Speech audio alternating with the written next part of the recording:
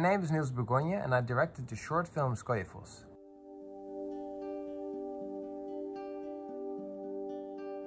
It's based on a true story of a friend of mine. He had a very troubling relationship with his mother. And when he told me about it, I was very inspired to tell his story because I thought, first of all, there aren't enough movies being made about mental health issues. And I thought I had a very interesting visual idea how to tell his story.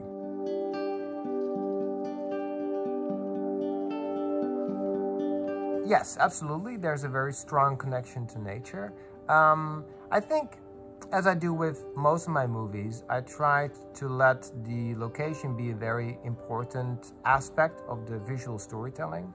And the location for me was basically an additional character that had the function of visually telling the audience how our main character feels. So we decided to go for a location that felt very isolated and also very beautiful, but also very raw.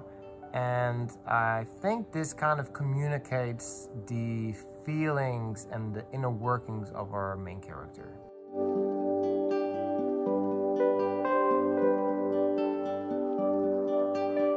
So Skogafoss is the waterfall that you see at the end. And I thought the waterfall was a good visual metaphor for the relationship and especially the consequences of this relationship with his mother. Because even though he makes a very specific choice, he still feels that it isn't over. At least that's my interpretation of it. And I thought the best way to visualize that was this idea that he would stand at the bottom of a waterfall and you see all this water coming down, almost like it's all of the never-ending problems of the mother that keeps hitting him down until he can't take it anymore.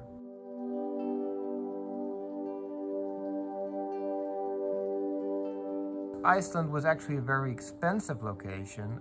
We decided, because we had a very limited budget, to go there with a very small crew, which really made the whole experience very free.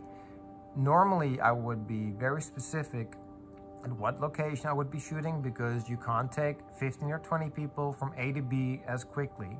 But because we were only 4 people and obviously the 2 cast members, we were really free to go wherever we wanted. And that for me was a very exciting opportunity to really decide which location felt right.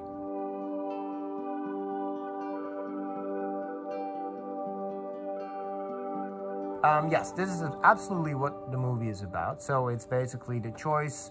Are you gonna go for what you want in your own life? Or are you a slave of the responsibilities that you have towards and in this case, your mother? And I thought this was exactly the dilemma that I thought was so interesting when my friend told me his story. And it's a very hard question to answer. Which of the 2 are you going to go for? And I don't think I have answered this in the film. Like, he makes a decision, but you could ask yourself, did he really make a decision, or did he want to make himself believe he made a decision?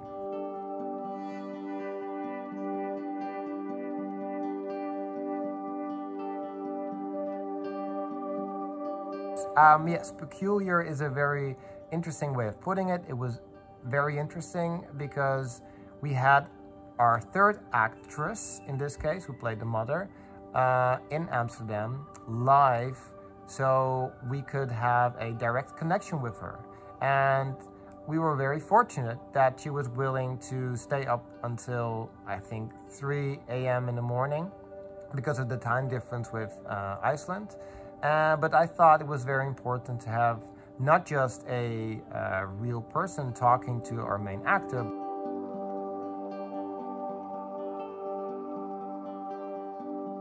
No, I didn't, because I don't think I could have dreamt having this perfect cast, because all 3 actors are very well known in Holland. Some of them are actually already doing a lot of work outside of Holland. For example, our actress Geite Jansen was on the show Peaky Blinders. And I was just very fortunate to have them. Martijn was actually the actor I had in mind. Well, it was actually the first actor I wanted to ask after we finished our script, because I felt like he was perfect for it. One of the reasons was because he is a actor who started out at a very young age. He won the Dutch equivalent of the Oscar, the Golden Calf, at the age of 15. And I thought he would bring the perfect maturity to this very young character. And I felt that's exactly how the character would be if he had to deal with this sort of mental health issues from his mother.